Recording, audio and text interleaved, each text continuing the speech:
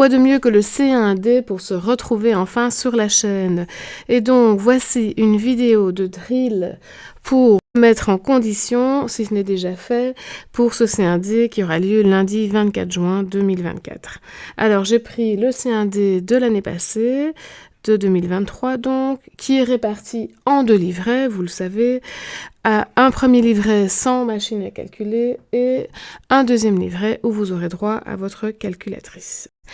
On trouve les 4 grandes thématiques, on pourrait préciser davantage, mais en gros, vous aurez des questions relatives aux nombres et aux opérations, des questions d'algèbre, des problèmes, j'aurais pu mettre problèmes et statistiques, et enfin de la géométrie. Alors en 2023, il y avait effectivement beaucoup de questions de géométrie, plus que d'autres années. Voilà, donc ça, on ne sait pas à l'avance comment c'est réparti. L'idée est bien sûr de s'entraîner sur toutes les thématiques. Moi, je vais ici résoudre pour commencer le premier livret, mais rien ne vous empêche, vous, si vous voulez vous tester sur une thématique spécifique, de suivre alors la répartition des questions que j'ai préparées pour vous. Alors, allons-y, on s'y met.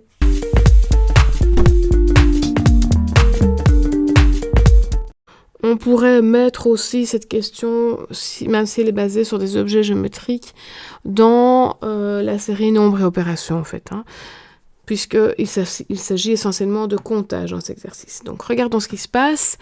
On a des figures. Ici on voit un quadrilatère. Ce qu'on nous demande de faire, c'est justement de compter le nombre d'arêtes qu'il y a sur ces figures. Alors, si on compte, pour la première figure, effectivement, on en a 1, 2, 3, 4. C'est ce qui est indiqué là.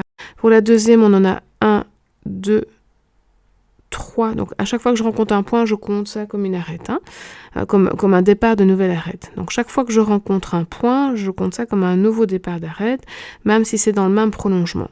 Donc, 1, 2, 3, 4, 5, 6, et puis j'en ai encore un qui est 7.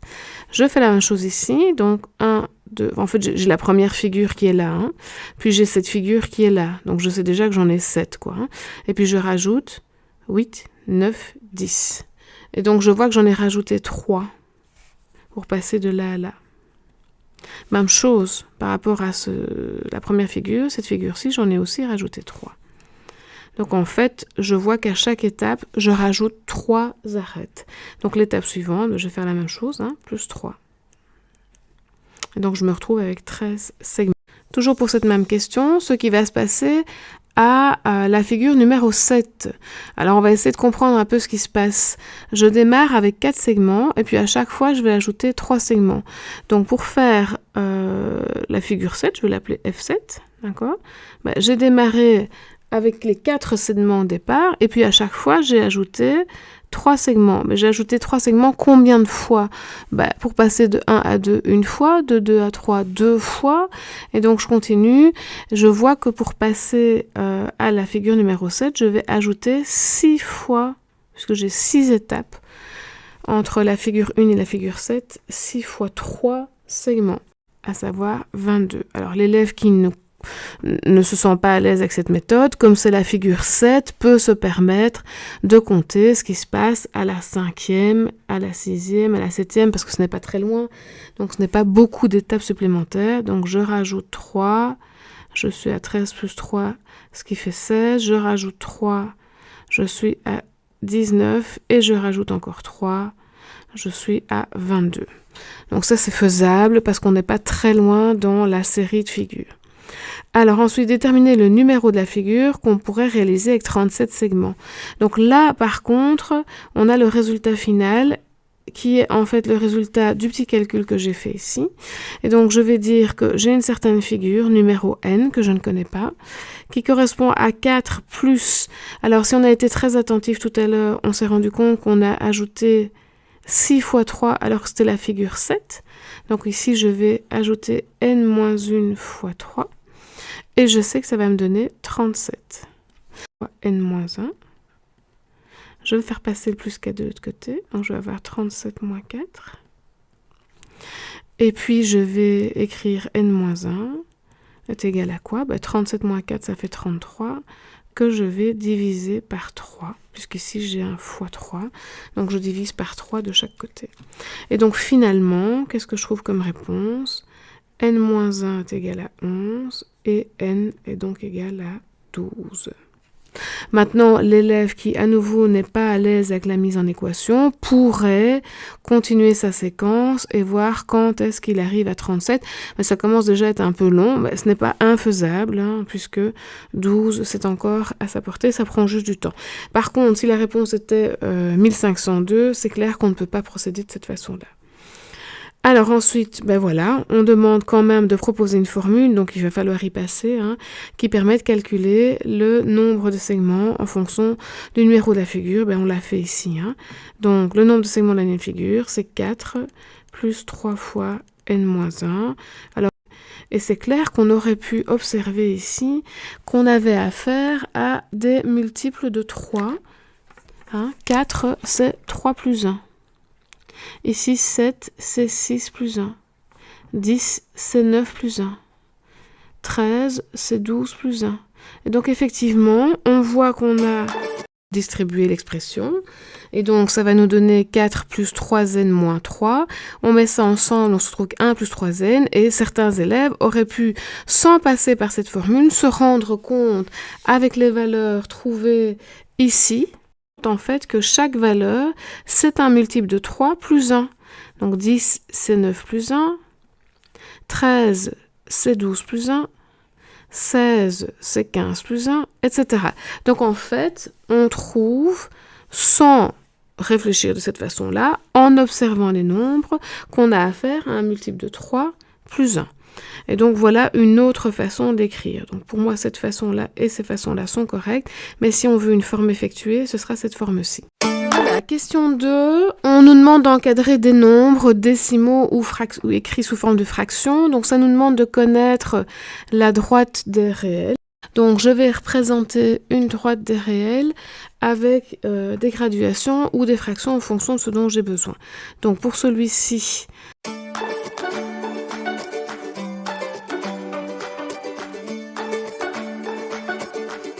balade de gauche à droite, du plus petit au plus grand. Donc, moins 13 est plus petit que moins 12 est plus petit que moins 11. Donc, si on me donne le nombre moins 12,4, je vais le situer ici, entre les deux. Là, je suis à moins 12,5, donc un petit millimètre avant, voilà moins 12,4. Ok, et donc, je réfléchis à ce qu'on me demande. Je dois encadrer par deux nombres entiers consécutifs. Ça veut dire des entiers qui se suivent. Donc, l'entier qui est juste avant, je le vois, c'est moins 13. Et l'entier qui est juste après, c'est moins 12. Alors, après, on me parle de 15 septièmes. Donc, je vais faire la même chose. Mais que 1, c'est 7 septièmes. Et que donc 2, c'est 14 septièmes. Et si je continue avec 3, j'ai 21 septièmes. Et donc, moi, on me demande de placer 15 septièmes. Je vois que je suis entre 14 et 21. Donc, je suis ici quelque part à 15 septièmes. Et donc, je peux dire que les nombres entiers consécutifs qui encadrent 15 septièmes sont 2, qui représentent 14 septièmes, et 3, qui représentent 21 septièmes. Ensuite, on me demande de déterminer le numérateur entier de la fraction qui est ici, sachant qu'elle est encadrée par 3 et 4. Donc, même chose, je suis avec 3 et 4, hein, je vais transformer 3 en demi, et je vais transformer 4 en demi. Donc, n'oublions pas que 3, c'est 3 sur 1, et n'oublions pas que 4, c'est 4 sur 1. Donc, pour passer en demi, qu'est-ce que je fais au dénominateur? Je multiplie par 2. Donc, je le fais aussi au numérateur, fois 2. J'ai donc 6. Ici, même chose, je fais fois 2. Donc, je vais faire fois 2 au-dessus aussi. Je suis à 8. Et donc, je me retrouve avec 6 demi et 8 demi comme encadrement. Donc, je vais mettre ici 7 demi. Alors, question 3, on me demande d'entourer parmi les séquences de nombres suivantes, ici le plus petit nombre et là le plus grand nombre. Donc, je vais commencer avec la première séquence qui est ici. Ce sont des puissances de 10. Alors, il y a des choses auxquelles on doit faire attention, c'est que certaines ont des parenthèses. Donc, s'il y a des parenthèses, l'exposant va agir à la fois sur le nombre et sur le signe. La même chose, ça agit sur le nombre, sur le signe, ça agit sur le nombre, sur le signe. Certains exposants sont impairs, certains exposants sont pairs, et un des exposants est négatif. Le fait que l'exposant soit négatif nous indique qu'il y aura un changement de position. Donc, pour y voir plus clair, on va le faire tout de suite. Changement de position, ça veut dire que ça passe du dessus au dessous ou du dessous au dessus. Donc là, on est au-dessus. Ça va nous donner 1 sur moins 10 exposant 2. Alors, il y a des nombres négatifs. Qui va rester négatif après l'effet de la puissance? Les puissances paires vont éliminer les signes moins. Donc ça, ce sera positif, positif, positif. Tandis que celui-ci, la puissance étant impaire, d'accord, elle est impaire, donc elle va agir sur le nombre le moins va rester. Donc je vais avoir moins 10 exposant 3. Donc celui-ci est un nombre négatif. Comme tous les autres sont positifs, c'est forcément lui le plus petit, puisque un négatif est plus petit que des nombres positifs. Donc nous devons faire quoi? Entourer le nombre, c'est celui-ci. Voilà. Alors, le plus grand nombre pour l'autre série. Donc, je vais à nouveau les analyser. Ce sont les mêmes. D'accord? Donc, celui-là étant négatif et le plus petit, ce n'est forcément pas lui le plus grand. Je peux déjà l'éliminer. Ensuite, j'ai ici une fraction que je peux continuer à calculer, moins 10 au carré, je sais que le moins s'en va vu que c'est un exposant pair, et donc je vais me retrouver avec 1 sur 100, 1 centième ou 0,01. Ici, le moins s'en va, mais j'ai 10 exposant 4, qui devient 10 000. Et enfin, ici, j'ai 10 au carré qui devient 100. Et donc, le plus grand de cette série de nombres, c'est bien 10 000. Alors, on se retrouve pour une question 4, question de géométrie. On a fait un pavage sur la feuille avec des triangles. Ils sont 24, ils sont isométriques. Alors, on me dit d'entourer. Première question, je monte un petit peu la feuille pour voir la question. Le triangle 5, donc on va mettre en couleur pour le voir. Le triangle 5 est ici.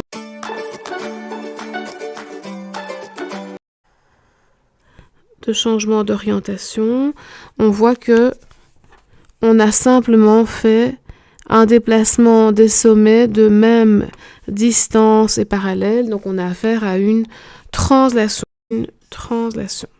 Alors ensuite, on nous demande de trouver deux couples qui nous sont proposés ici. Donc on va tous les regarder. Deux triangles, image l'un de l'autre par une symétrie orthogonale. Donc une symétrie orthogonale, ça demande un axe et les distances sont reportées perpendiculairement à l'axe. Alors, elles sont les mêmes de chaque côté. Donc on va regarder le couple 2 et 18. On va faire une translation. Je vois sur le dessin que les sommets sont tous déplacés de la même distance, donc ça c'est pas bon. Pas le 2, 18. Ensuite, je continue le 2 et le 3. Donc là, ici, j'ai le 3 et... Voilà, donc en fait, nous sommes à la question numéro 2. Donc, ça ne marche pas de 18. Nous reprenons le 2 et le 3. En fait, le 2 et 3, c'est assez subtil.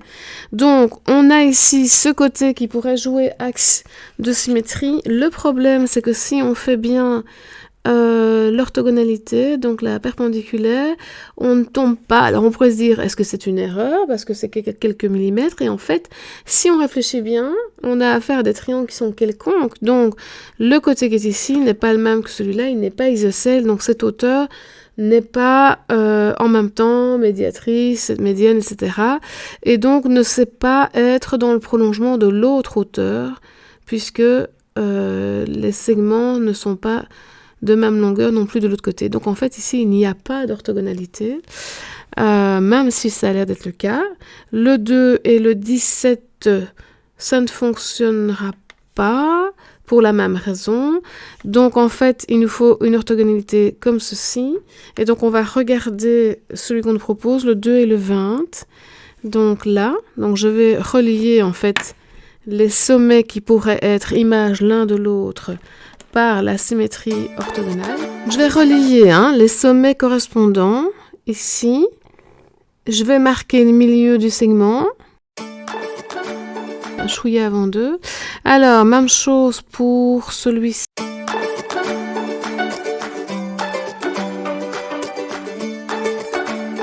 J'ai à nouveau une parallèle.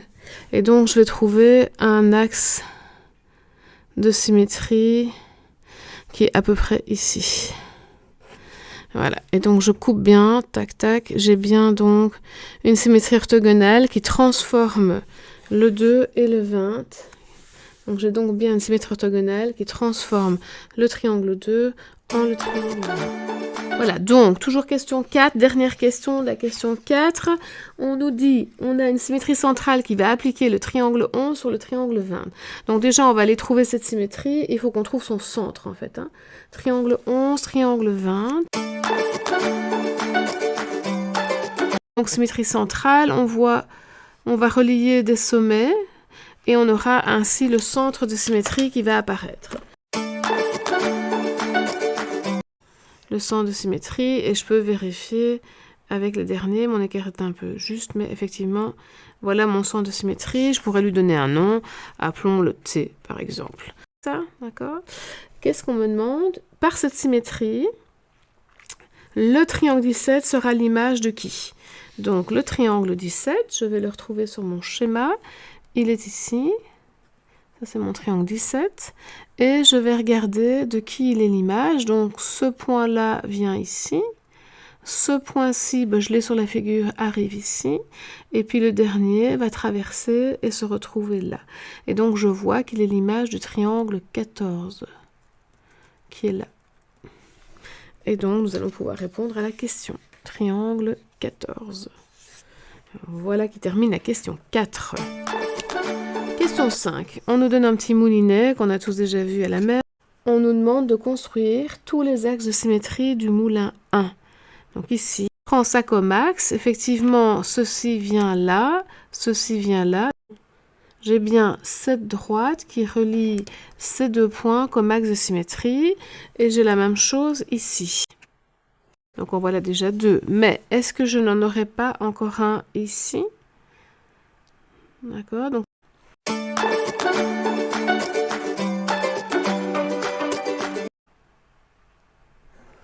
voilà, donc on nous retrouve avec 4 axes.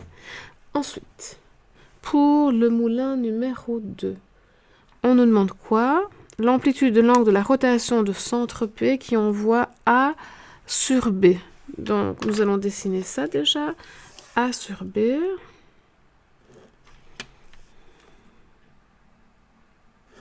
Et donc, ce qu'on cherche, c'est l'angle qui est ici, tout ça. Alors, en fait, combien est-ce qu'on a de sommets? 1, 2, 3, 4, 5 sommets. Donc, ici, ce qu'on a, c'est un angle au centre déterminé par 2 sommets consécutifs d'un pentagone. Donc, si on trace le cercle, on a ici un pentagone. Et on sait que l'angle au centre, c'est 360 divisé en 5. Donc, on a 360 degrés divisé en 5, ce qui va donner 72 degrés. Ensuite, on nous demande une troisième question qui dit que placé sur le moulin 3, M', qui est image du point M, par la rotation de centre O et d'amplitude moins 120 degrés. Donc nous allons tourner dans le sens négatif. Voilà. Notre référence est le point M, ça c'est notre point de départ. Et on doit faire moins 120 degrés. Je rappelle que ceci, c'est sens de rotation positif et que ceci, c'est sens de rotation négatif. D'accord? Donc, ça, c'est positif. Donc, nous, on va comme ça, puisqu'on va dans le sens négatif. Moins 120 degrés. Et donc, on a 1, 2, 3, 4, 5, 6 sommets. Donc, en fait, ce sont, si on trace le cercle et on fait abstraction du moulin, ce sont les sommets d'un hexagone. L'angle au centre entre deux sommets est de 60 degrés. Donc, quand je fais ceci, je fais moins 60 degrés, parce que je suis dans le sens négatif. Et comme je veux moins 120, je vais le faire une deuxième fois. Donc, je fais encore une fois moins 60 degrés. Et donc, finalement, j'aurais fait en tout moins 120 degrés. Et donc, je vais trouver ici M'. Voilà, nous pouvons passer à la question 6. On nous donne un carré subdivisé en plein de petits carrés. On va compter combien on en a. 1, 2, 3, 4, 5, 6. 6 fois 6. Donc en tout, on en a 36. On a tracé sur la figure une diagonale et on a colorié certains carrés. Et on nous demande que M soit axe de symétrie. Donc il faut qu'on complète le coloriage de façon à ce que ce soit correct. Alors là, ça c'est bien correct. Il nous manque le symétrique de celui-là. Donc, on va venir le mettre. Hein. Il est ici. On va faire celui-là. Voilà. Il nous manque le symétrique de celui-ci qu'on va trouver là. Celui-ci se complète lui-même. Et enfin, il nous faut le symétrique de celui-là. Ça, nous avons une figure correctement complétée et qui a bien M comme axe de symétrie. Alors, ensuite, qu'est-ce qu'on nous demande? Question suivante. Non, même question, mais deuxième partie de la question. On demande de colorier 6 carrés dans la figure 2 afin qu'elle ait un centre de symétrie, mais pas un axe de symétrie. Les symétries possibles du carré sont ici. Hein. Donc, j'ai les médianes et j'ai les diagonales. Donc, imaginons que je mette en couleur ce carré-ci. J'ai un centre de symétrie, il sera ici. Hein. Donc, si je mets ça en couleur, je mets celui-ci aussi en couleur. Mais le souci, c'est que alors mon axe de symétrie fonctionne. Oui, donc je pourrais faire un nombre. Je pourrais faire ce carré-ci, centre de symétrie. Ça donne ceci. Voilà. Est-ce que ça m'évite? Oui, ça m'évite. Oui. Est-ce que ça m'évite? Alors ici, j'ai déjà colorié 4 carrés qui me semblent faire ce qu'il faut. Donc là, je n'ai plus ceci comme axe de symétrie, puisque ça oui, mais ça n'a pas d'image, ça n'a pas d'image. Je n'ai plus l'autre diagonale non plus, puisque celui-là n'a rien là et celui-là n'a rien là. Et ensuite, je n'ai pas de médiane comme axe de symétrie, puisqu'à chaque fois, ils n'ont pas d'image. Et je n'ai pas celle-là, puisque l'image devrait être là, l'image devrait être là. Mais par contre, le souci, c'est qu'on me demande de colorier 6 carrés. Donc, il faut que j'en colorie encore 2 autres, de façon à ne pas avoir d'axe de symétrie. Donc, je pourrais prendre celui-ci et celui-ci. Et donc là, ça devient ça, ça devient ça, ça devient ça. Je n'ai toujours pas de diagonale comme axe de symétrie, puisque ce morceau-ci n'a pas d'image là. Je n'ai pas celui-ci comme axe de symétrie, puisque celui-là n'a pas ça comme image. Je n'ai pas de médiane, puisque lui n'a rien comme image. Et je n'ai pas celle-là, puisque là et là, je n'ai pas d'image. Question 7. On se retrouve encore en géométrie. On nous donne des polygone. Ici, on veut avoir une image par symétrie orthogonale. Il faut relier des images et regarder que les segments soient bien parallèles. Et puis, on prend la médiatrice de ces segments.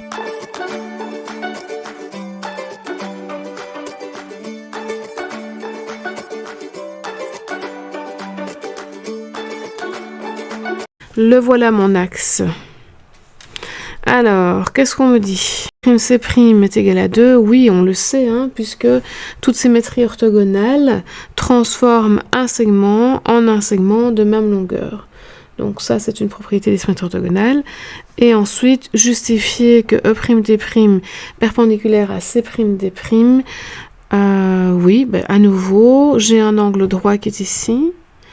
ED et DC, et on sait que toute symétrie orthogonale transforme un angle en un angle de même amplitude. Donc il n'y avait pas vraiment besoin de dessiner l'axe, mais voilà, c'était l'occasion de se souvenir de comment on fait pour retrouver un axe.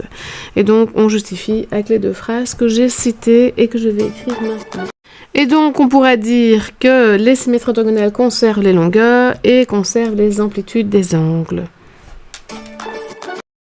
Alors, on se retrouve pour la question 8, et là, il s'agit d'une question d'opération, et donc de règles de priorité. On va regarder ce qu'on a. On a ici des parenthèses, donc on est censé faire le calcul entre parenthèses au départ. Ça nous fait 1. Ensuite, la multiplication, ce qui fera 3. 4 plus 3 va nous donner 7, ce qui n'est pas le résultat demandé. Ici, on fait les parenthèses en premier, ce qui nous fait 7. 7 fois 2 fait 14. 14 moins 1 fait bien 13. Et par acquis de conscience, on va vérifier le dernier. 3 fois 2 qui fait 6. Et nous avons 4 plus 6 moins 1, donc dans l'ordre d'écriture, 4 plus 6, 10, 10 moins 1, 9. Et donc voici la bonne réponse. De l'autre côté, à nouveau la même chose, on fait les parenthèses 5 moins 2 qui fait 3. 3 fois 3 fait 9 plus 1, ce qui donnera 10. Ici, 3 fois 5 fait 15. 15 moins 2, 13 plus 1, 14. 3 fois 5 et les parenthèses. Donc les parenthèses 2 plus 1, ça fait 3. Le produit ici, ça fait 15. Donc 15 moins 3 qui fait 12. Et donc la réponse demandée est 10. Alors, question numéro 9. À nouveau, des opérations dans les calculs. 24 divisé en 6 fois 2, ce sont des opérations de même priorité. Je vous rappelle le petit truc qu'on utilise parfois pour connaître les règles de priorité, donc les parenthèses, les exposants, les multiplications et divisions dans l'ordre d'écriture et les additions soustractions dans l'ordre d'écriture. Alors, donc ici, je vais respecter l'ordre d'écriture. Donc, je vais faire 24 divisé en 6, qui fait 4 fois 2, et donc réponse 8. Ensuite, on me demande de faire ce calcul. Je vois que j'ai des parenthèses. À l'intérieur des parenthèses, j'ai 7 moins 9 que je peux calculer, qui fait moins 2. Donc, je me retrouve avec moins 2 exposant 3 plus 4. Donc, j'ai fait les parenthèses, je m'occupe de l'exposant.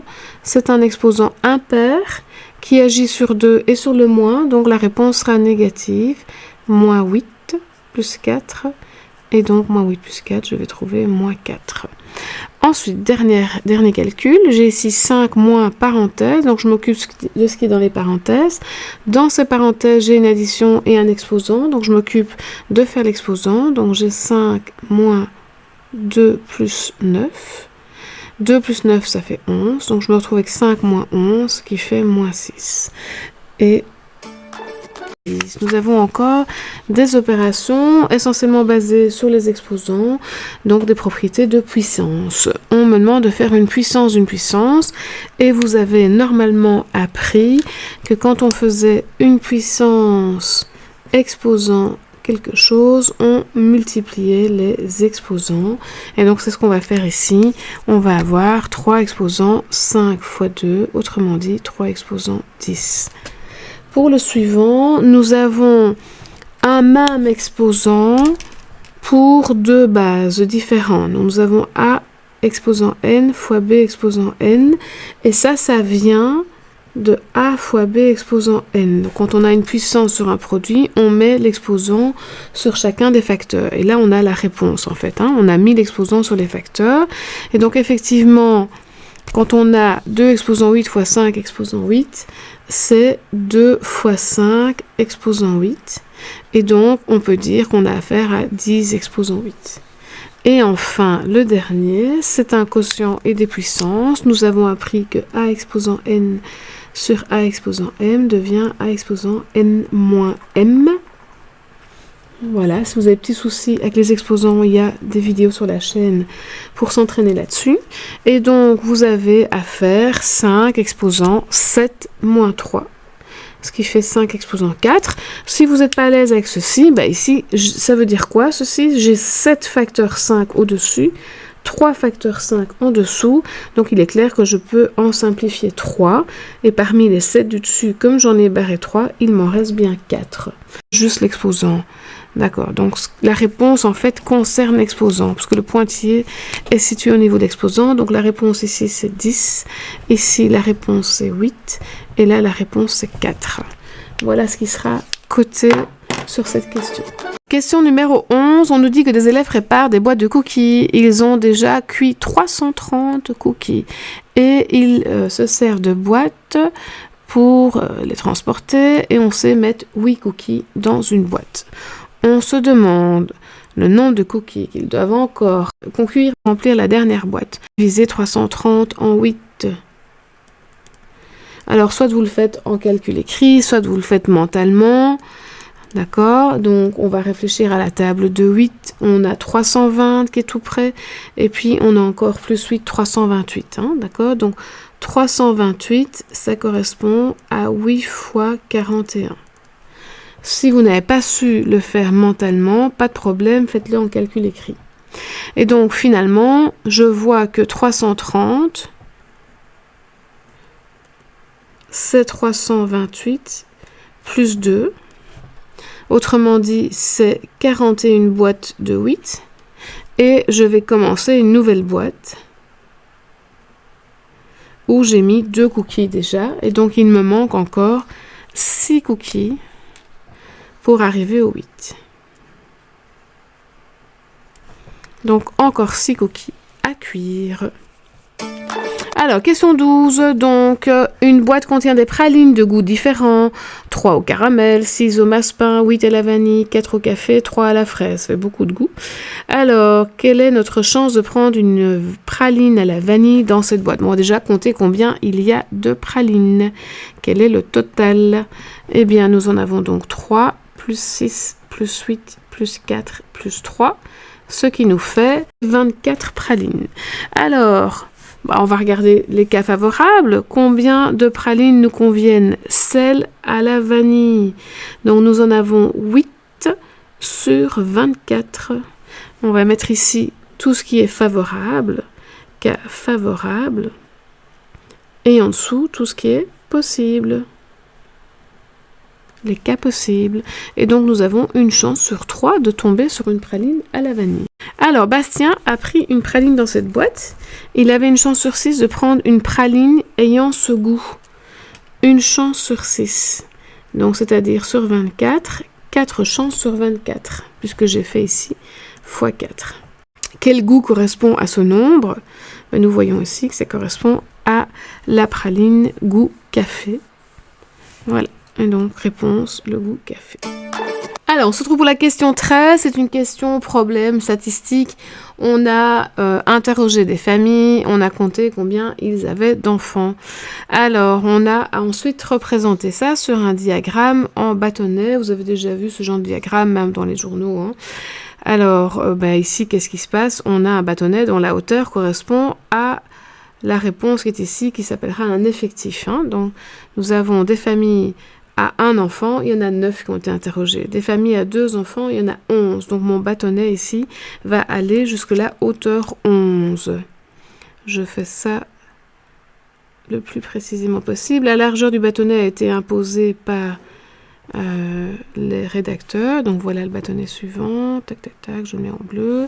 Le troisième correspond à 6 familles qui ont 3 enfants. Donc, je vais aller jusqu'au niveau 6. Voilà. Hop. Le suivant, pour 4 enfants, j'ai 5 familles. Donc, niveau 5. Ici. Voilà. Le suivant, 4. Donc, je regarde là. 4.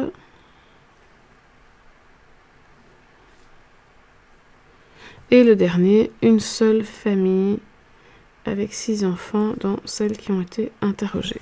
Ensuite, qu'est-ce qu'on me demande? On me demande combien de familles ont été interrogées, donc l'effectif total. Donc je vais regarder ici dans mon tableau et je vais additionner. Donc là, j'en ai 20, plus 11, ça fait 31, plus 5, ça fait 36 familles. Donc voilà, réponse 36, ici en dessous. Ensuite, on me demande le mode. Le mode, c'est en fait le nombre d'enfants qui va correspondre au plus grand nombre de familles. Donc, je vais aller voir ici le plus grand nombre de familles et je vois que c'est là. Et donc, je vais aller regarder dans mon tableau le nombre d'enfants qui correspond à cet effectif le plus grand. Je vois que c'est 2. Donc, réponse, le mode vaut 2. Et enfin, déterminer le nombre de familles qui ont plus que 3 enfants, qui ont plus de 3 enfants. Et donc, je regarde dans mon tableau, plus de 3 enfants, donc c'est tout ceci. Et donc, j'en ai 5, plus 4, plus 1, donc j'ai 10 familles.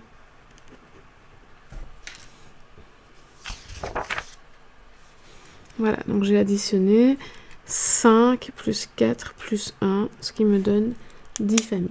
Alors, question 14, c'est de la lecture graphique. On nous donne un graphique de physique. On nous dit, voilà la vitesse des voitures et voilà la distance nécessaire au freinage pour ces voitures en fonction de la vitesse. Donc, plus on roule vite, évidemment, plus la distance pour freiner est importante. Alors, première question, on nous dit déterminer la distance de freinage d'une voiture qui roule à 100 km/h. Donc, on va aller regarder sur le graphe la vitesse 100 km/h. On va remonter sur le dessin, donc ici, je remonte sur mon dessin en respectant évidemment le quadrillage. J'arrive ici et je vais aller lire la distance de freinage et je vois que c'est 50. 50, et donc ce que j'ai fait, c'est ça. Voilà, en partant de 100 km. Donc j'ai comme réponse 50 mètres nécessaires. C'est assez important. Deuxième question. Déterminer la vitesse à laquelle roule une voiture si sa distance de freinage est de 32 mètres. Donc, je vais me mettre à 32. Donc, regardez ici, on a 30 et 40, mais ça a été bien subdivisé. Donc, 32, c'est ici. Donc, je me déplace sur mon graphe. J'arrive là et je vais voir que la voiture roulait à 80 km/h. Ensuite, on me demande... Un automobiliste freine à 15 mètres d'un obstacle, justifie qu'en roulant à 60 km/h, il va percuter l'obstacle, alors qu'en roulant à 50, il ne le percutera pas. Eh bien, nous allons regarder les distances de freinage. 50, nous arrivons là, tandis qu'à 60, nous arrivons ici. Autrement dit, quand nous sommes à 50, nous sommes entre 12 et 14, donc à 13, quoi. Hein. Tandis que quand nous sommes à 60, nous sommes à 18 mètres comme distance de freinage. Voilà, donc voilà comment on justifie. D'accord, donc pour 50 km/h, on a une distance de freinage qui vaut 13 mètres. Donc, il s'arrête bien avant l'obstacle, tandis que pour 60 km/h, nous avons une distance de freinage qui correspond à 18 mètres. Et donc, il ne sait pas s'arrêter à 15 mètres. Alors, nous voilà avec des équations à résoudre. L'inconnu étant x, nous allons utiliser ce que vous avez appris pendant l'année, à savoir qu'on peut additionner ou soustraire un même nombre aux deux membres d'une équation et que l'on peut multiplier ou diviser par un même nombre non nul les deux membres d'une équation. Alors, pour celle-ci, on va choisir de laisser par exemple les x à droite et les termes indépendants de l'autre côté. Donc, qu'est-ce que je vais faire? Je vais faire moins x de ce côté-ci, donc moins x de l'autre côté, et je vais faire moins 9 de ce côté-là, donc moins 9 de l'autre côté. Donc j'écris toutes ces étapes. Hein. Donc j'ai x plus 7, et je fais moins x, donc de l'autre côté, je ferai aussi moins x. Et ensuite, je veux me débarrasser du plus 9, donc je vais faire un moins 9 de ce côté-là, donc je vais faire aussi un moins 9 de ce côté-ci. Et donc, je vais trouver égale quoi? Ce que j'avais ici, 9 plus 3x. D'accord? Donc, j'ai recopié ce que j'avais et j'ai bien enlevé x et enlevé 9. Grâce à ça, je peux me débarrasser des 9 ici et je peux me débarrasser des x ici. Et donc, je me retrouve avec comme réponse 7 moins 9 qui fait moins 2, égale de l'autre côté 3x moins x qui fait 2x. X, je vais diviser en 2 de chaque côté pour avoir x. X égale moins 1. Voilà ma réponse. Je peux vérifier ma réponse en mettant ça dans l'équation de départ. Je fais une petite vérification. Et donc, je vais avoir moins 1 plus 7 est-il égal à, de l'autre côté, 9 moins 3. 9 moins 3, ça fait 6. Moins 1 plus 7, ça fait 6. C'est bien correct. Oui. Et donc, nous savons que nous avons bien résolu l'exercice. Le suivant. Qu'est-ce que nous allons faire? Nous avons ici une multiplication, une parenthèse, donc nous allons distribuer.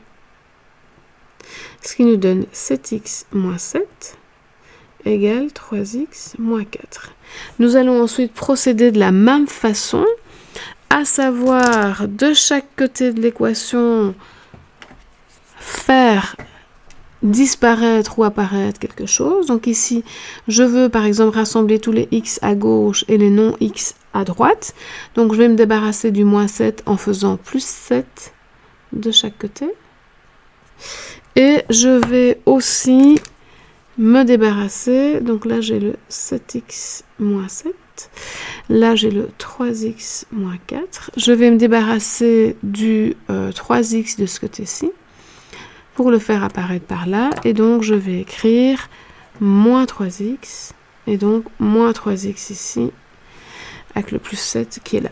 Donc, finalement, qu'est-ce que je peux faire? Je peux donc éliminer là le moins 7 et le plus 7, c'était mon objectif. Éliminer le moins 3x et le 3x, c'était mon objectif.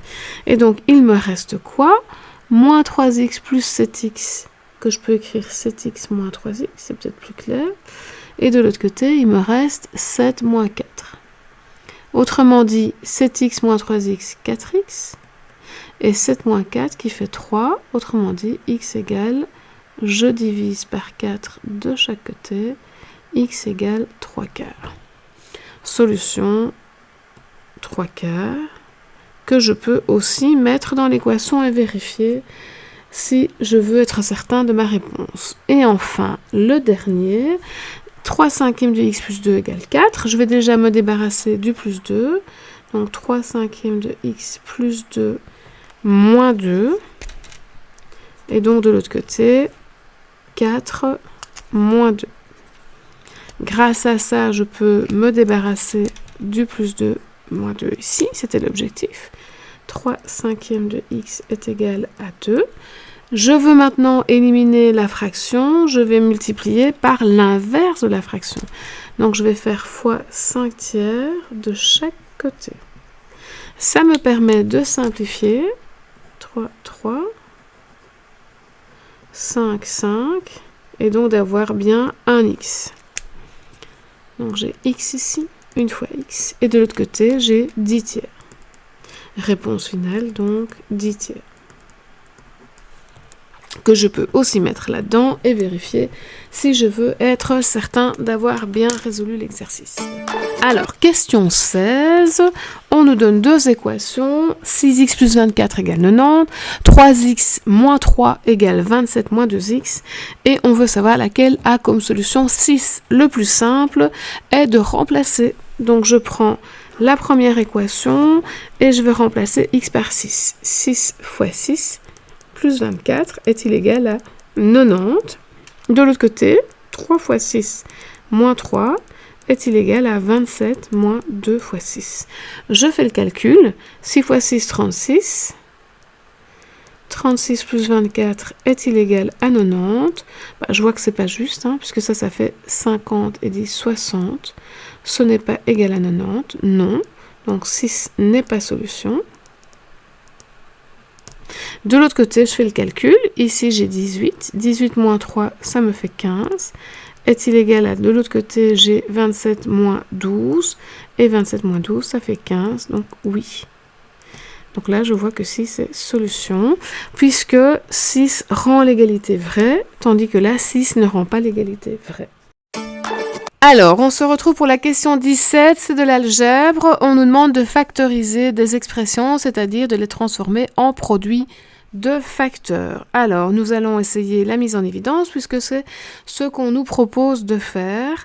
Donc, on regarde 50t et 35, on regarde ce qui est commun entre ces deux termes. On se rend compte que les deux nombres sont divisibles par 5. Donc, nous pouvons mettre 5 en évidence. Il va nous rester ici 10t. Plus 7. Et nous n'avons plus rien de commun que nous pouvons mettre à nouveau en évidence. Le suivant, nous avons entre 11 et 33, 11 qui est commun, et entre nx et n, n qui est commun. Donc nous mettrons 11, n en évidence. Il va nous rester x moins 3. Fini pour la mise en évidence. Question 18. Nous devons maintenant effectuer, c'est-à-dire rassembler les termes semblables.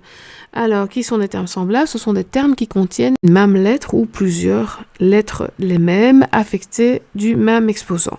Alors ici, nous avons des B à mettre ensemble et des A à mettre ensemble. Ça va nous donner 7B moins 6B, B. 4A moins A plus 3A. Le suivant, nous avons des parenthèses précédées d'un signe moins.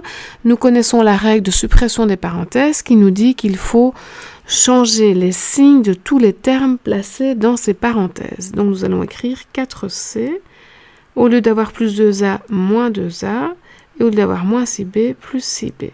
Maintenant, nous regardons, nous avons des C, des A et des B, nous n'avons plus rien à faire. Le suivant, nous avons une distributivité simple à effectuer, hein, donc celui-là avec celui-là, celui-là avec celui-là, ça va nous donner 2x fois 4y, 8xy, plus, puisque c'est plus fois plus, 3 fois 4y, 12y. Et enfin, le dernier, distributivité double. Donc, nous avons 4 termes à déterminer en tenant compte des signes. 5 fois 7b, 35b. 5 fois plus 1, plus 5. Moins 3a fois 7b, moins 21ab. Et moins 3a fois 1, moins 3a. Nous n'avons rien en commun à rassembler.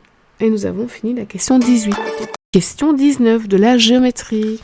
On nous donne un triangle et dans ce triangle, on nous dit que AB mesure la même chose que AC qui mesure la même chose que BC. Ce qui veut dire que ce triangle est un triangle équilatéral. D'accord? Donc s'il est équilatéral, en plus d'avoir 3 côtés de même longueur, il a aussi 3 angles de même amplitude. Ensuite, on nous dit que CD est une hauteur de ce triangle équilatéral. Autrement dit, comme c'est une hauteur et qu'il est équilatéral, elle est aussi bisectrice. Donc là, nous avons 30 degrés et là aussi. Ensuite, le point D est milieu du côté AB. Et ça, c'est connu aussi du fait que toute hauteur dans un triangle équilatéral est aussi médiane et bisectrice. Question 20. On se retrouve avec une question de géométrie. On voit ici sur la figure un parallélogramme. Attention, le dessin est un dessin support. Il n'a pas été fait en vraie grandeur. Donc ça ne mesure pas spécialement 65 degrés exactement. Donc ça ne sert à rien de prendre son équerre et de mesurer sur la figure. Alors sachant que c'est un parallélogramme, on sait quand même que ce côté-ci mesure la même chose que celui-là, que celui-ci, celui-ci. Et on a aussi des propriétés pour les angles. Hein. D'accord? Mais avant de l'indiquer, regardons ce qu'on nous demande. On nous dit que D, C et E sont alignés, d'accord? Donc là, on a 90 degrés. Ok, et donc, ces deux angles-ci font aussi 90 degrés. Ok, ceux-ci font à eux deux 180 degrés. On nous dit les points déterminés sans mesurer l'amplitude des angles B, A, D et C, B, E. Alors, ce qu'on peut dire aussi, c'est que ceci et ceci sont des angles à côté parallèles. Autrement dit, l'angle qui est là vaut le même que celui-ci. Et donc là, on sait qu'on a 65 degrés. On sait donc que l'angle qui est ici, qui fait avec celui-là 180 degrés, puisque c'est un angle plat, ça c'est 180 moins 65, autrement dit 115 degrés. Ensuite, nous sommes dans un parallélogramme, donc les angles qui sont face à face ont la même amplitude puisqu'on a un centre de symétrie. Donc celui-ci, c'est 65 degrés et celui qui est en face, c'est 115 degrés. Et donc, il ne manque plus que cet angle-là, qui est dans un triangle rectangle, dans lequel on sait que les deux angles aigus sont complémentaires et forment 90 degrés. Donc, celui-là qui est là, c'est 90 moins 65, autrement dit 25 degrés. Et donc, nous pouvons répondre aux questions qui sont que mesure l'angle BAD 115 degrés et que mesure l'angle CBE 25 degrés. Toujours dans la géométrie, nous avons un triangle rectangle, enfin deux triangles rectangles, un petit, un plus grand, et ici un triangle isocèle. Ok, qu'est-ce qu'on nous dit d'autre? Que A, E et B sont alignés, d'accord. AFC sont alignés, que BC est parallèle à EF, ok. Et à nouveau, c'est un dessin support. Hein, il est mis ici que ce n'est pas respecté. Donc, dessin support sur lequel nous allons raisonner. Et donc, on nous demande, sans mesurer évidemment, l'amplitude de l'angle BDC. Donc, l'angle est ici. Ok. Et on nous demande d'écrire tous nos raisonnements et nos calculs. Alors, il y a encore une chose sur la figure qu'il faut remarquer, c'est qu'ici, il y a un angle droit, hein, donc de 90 degrés. Donc là, on a un grand quadrilatère avec deux angles de 90 degrés. Donc, si on arrive à trouver celui qui est là, on pourra trouver le dernier. Bon, en tout cas, au départ, avec le petit triangle rectangle, on peut déjà dire qu'ici, on a un angle qui fait 90 moins 65 degrés, c'est-à-dire 25 degrés. Ensuite, on a des côtés parallèles, donc cet angle-là et celui-là sont des angles à côtés parallèles. Donc on se retrouve comme dans l'exercice précédent avec la 65 degrés. Et même chose, on a des angles à côtés parallèles là aussi, donc on se retrouve avec 25 degrés. Comme on a 90 degrés ici, on peut dire qu'on a 90 moins 25, autrement dit 65 degrés. On est dans un triangle isocèle, autrement dit l'angle à la base qui est là est le même que celui-ci, donc nous aurons 65 degrés. Et comme c'est un triangle, la somme des angles fait 180 degrés, que j'ai déjà ici 130, pour le dernier, je peux dire que j'ai 180 moins 2 fois 65 degrés, autrement dit 50 degrés. Alors, question 22, nous avons un hexagone, donc c'est de la géométrie, mais c'est aussi une question de fraction pour ce qu'on nous demande. On nous demande de colorier le quart du tiers de l'hexagone. Alors, l'hexagone, déjà, on sait quand on apprend à le tracer qu'il y a 6 triangles qui le constituent. Hein. Donc déjà, je peux faire apparaître les 6 triangles qui ont tous la même surface. Donc comme ça, j'aurai déjà des fractions possibles pour cet hexagone. Donc on me demande le quart du tiers de l'hexagone. Donc déjà, je vais faire le tiers de l'hexagone. J'ai 6 morceaux. Si j'en veux le tiers, je vais en prendre combien? Ben, je vais en prendre 2. Donc déjà, le tiers, c'est 2 triangles. Hein. 2 triangles égale 1 tiers de l'hexagone. Ok, et puis moi je veux faire quoi? Je veux faire le quart de ça. Donc je dois prendre ces 2 triangles et je dois les diviser en 4.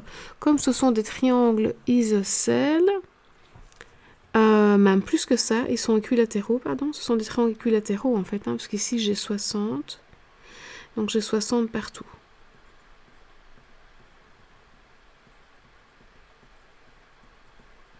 Ok, comme j'ai 60 partout, je sais que si je trace la hauteur, elle est aussi médiatrice, bisectrice, médiane. Et donc en fait, elle va diviser mon triangle en 2 triangles de même aire. Et donc je peux le faire là aussi. Et donc pour ces 2 triangles qui représentent le tiers de mon hexagone, j'ai bien fait 4 morceaux. Il ne me reste plus qu'à en colorier un sur les 4. Voilà.